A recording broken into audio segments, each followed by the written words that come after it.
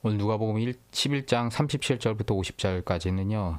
예수님이 갑자기 폭주하시는 장면이 독자들에게 보여집니다. 항상 기성종교에서 이로운 어린 양을 안하던 자애로운 이미지만 보셨을 때 우리는 이것 때문에 혼란을 느끼게 됩니다. 그런데 성경은 분명히 예수님이 유다 지파이며 유다 지파에는 유다의 사자라고 그렇게 별명이 붙은 것을 우리는 잘 알고 있습니다. 예수님의 인성은요, 어느 한편에만 한정되어 있지 않고 희노애락이 다 담겨 있음을 사복음서는 계속하여서 공통적으로 증언합니다. 먹기를 탐하고 포도주를 즐기며 세리의 친구라고 칭함을 당하기도 하셨고요.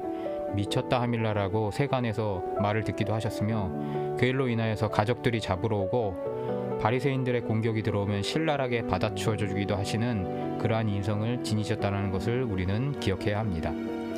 그런데 이번에는 그런 수준을 넘어서는 것으로 보이게 됩니다. 유대인의 전통인 식사 전에 흐르는 물로 씻는 전통이 있는데 교차 오염을 방지하기 위해서 오직 흐르는 물에만 쓸 정도로 고정된 전통이었고 씻지 못하면 헝겊으로 손을 묶고 집어먹는 차선책도 전통으로 있는 것을 보게 됩니다. 건조한 유대지형 특성상 좋은 습관입니다. 그런데 그 전통을 무시하셨을 뿐더러 이 일로 2세트의 3화 시리즈를 바리새인과 율법 교사들에게 차례로 안기십니다.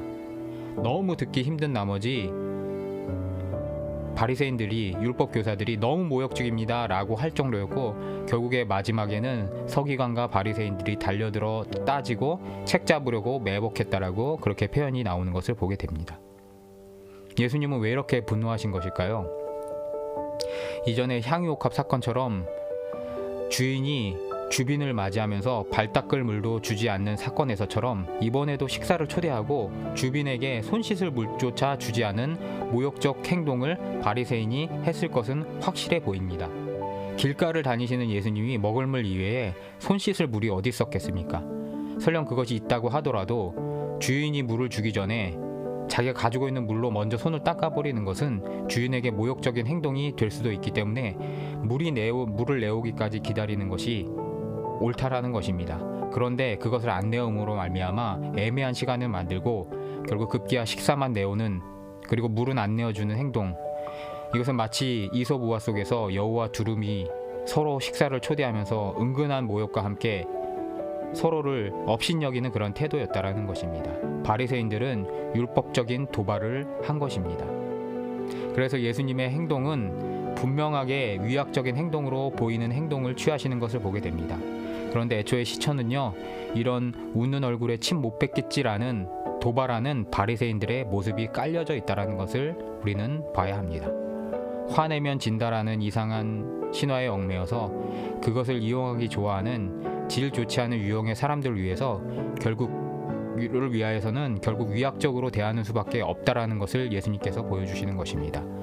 웃는 얼굴에 침 못 뱉겠지라고 할 때 예수님께서는 침을 뱉으시는 것이 바로 오는 장면의 내용인 것입니다.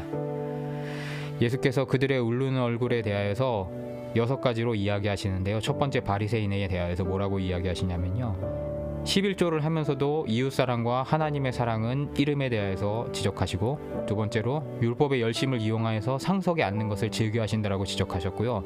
세 번째로 선의로 율법을 제공하는 듯 하지만 사실 그 안에 썩은 의도가 가득해서 사람들이 지나가다가 걸려서 오염케 되는 평토장한 무덤이라고 화했을진저 3번 외치면서 열변을 토하시는 것을 보게 됩니다.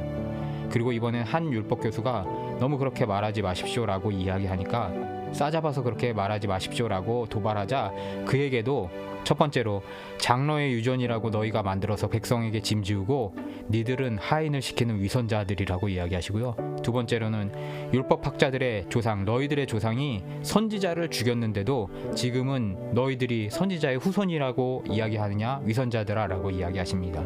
그리고 세 번째로 천국에 하나님의 나라의 열쇠를 가지고 있음에도 불구하고 잠가버리고 자기도 못 들어가면서 백성들도 못 들어가게 하는 마치 설국열차와 같은 풍경을 유대사회에 전개하고 있는 것에 대하여서 예수 그리스도께서 신랄하게 저주를 퍼붓고 계신 것입니다. 이들은요, 예수님이 돌아가시고 부활 성찬하셨는데 2000년이 지나가는데 아직도 변하지 않았다라는 것입니다. 90년대 총신대학교 학장님이셨던 김유한 박사님이 유학 일화를 소개하시는 내용이 있습니다. 60년대 미국 유학 시절에 가격이 싼 유대인 지역에 가서 랍비집에 하숙을 하던 시절이 있었는데, 평상시에는 벌레 취급하다가 안식일만 되면은 살며시 미소를 지으면서 미스터 킴 하면서 살갑게 다가와서는 직접적으로 말하지 않고 은근한 눈빛으로 거실에 있는 전등 스위치를 바라면서 저거 좀 하면서 얼부리는, 이런 식으로 교묘하게 율법과 관련된 일을 시키는 행태를 아직도 하고 있다라고 그렇게 이야기하는 것을 보게 됐습니다. 사람을 벌레로 보고 자신도 벌레처럼 행동하는 이상한 체계의 종교가 생명력이 있어 보이냐는 것입니다. 그런데 중요한 것은요, 이미 종교개혁이 500주년이 넘은 지도 한참인데 우리는 또 우리만의 장로의 유전, 그것을 통하여서 우리와 이웃을 옮아매고 있지 않는가 돌아봐야 한다는 것입니다. 주님은 분명히요 3번씩 걸쳐서 빠져나갈 수 없는 화를 선포하고 계셨음을 우리는 경각심을 가지고 오늘 본문을 통하여서 되돌아봐야 한다는 것입니다. 예수님께서는 오늘도 주의 전을 사모하는 열심으로 자신을 삼키는 길임을 알면서도 진리를 외면하지 않고 끝까지 나아가시는 모습을 보여주십니다.